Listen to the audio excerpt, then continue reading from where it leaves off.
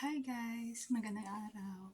May gusto lang akong i-share tungkol sa mga luggage, lalo na papalapit na ang bakasyon. Malapit na ang Christmas, so maraming magbabakasyon, di ba? So may gusto lang akong i-share, pero nasa sa inyo naman na kung gusto niyo gawin or hindi. Pero sa akin parang good idea para hindi mawala yung luggage natin. So yun nga guys, nandito yung may papel ako dito, nagawa ko na siya. So, nakalagay dito, halimbawa Balawan La Union, tapos nakalagay din Plaza. So, ilalagay ko lang siya sa plastic bag para hindi mapunit kung sakasakali, hindi mapunit.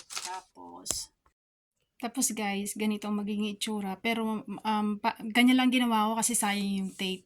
Tapos lalagay ko siya dito, lalagyan ko siya ng buong tape dito, paikot, paikot. Same thing dun sa likod, kailangan natin lagyan ng ganito para makita ng driver kung saan ito ibababa tong luggage nito. Kasi minsan may nagkakamali na konduktor na mali yung binababa nilang maleta kasi hindi nila alam kung hindi nila siguro ma-remember dahil sa ang daming mga luggage sa loob ng conveyor sa sasakyan, 'di ba?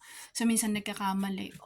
Kaya eto yung tip para maiwasan 'yun. Lagyan natin ng address o saang banda kayo bababa para mas makatulong na hindi mawala tong luggage natin. So yun lang guys, sana makatulong ito sa atin lahat, lalo na yung mga OFW na uuwi sa Pilipinas this coming Christmas. Thanks for watching. So yun guys, sa akin ito ready na. Ididikit ko na lang ito pagdating ko sa Pilipinas, sa airport sa Pilipinas. Paglabas ko ng airport sa Pilipinas, didikit ko na lang siya bago sasakay ng bus.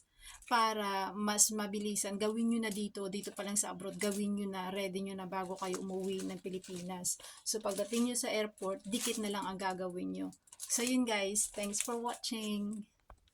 At syempre sa mga kapwa ko OFW, sana i-enjoy yung bakasyon nyo ng Christmas at saka New Year. Merry Christmas!